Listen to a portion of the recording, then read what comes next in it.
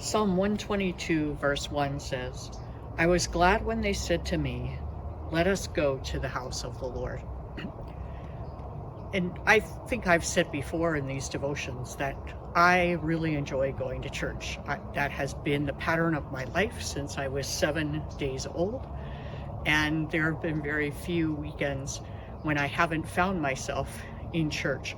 But I was thinking about this verse recently, and one thing that struck me, it was that the psalmist is saying, I was glad when they said to me, let us go to the house of the Lord.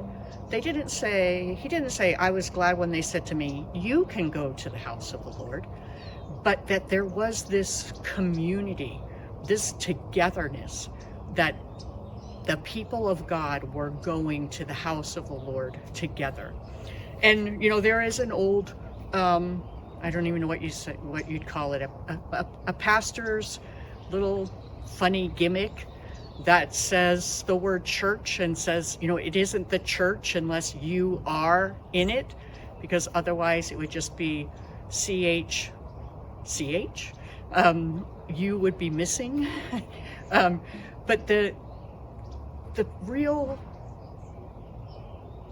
meaning of church is not just that we come to worship God, which we do, but that we come to worship in community.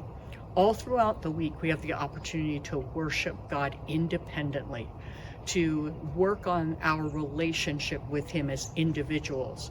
But when we gather for corporate worship, it is us as a community saying, let us worship, let us pray, let us learn, let us sing, let us encourage one another.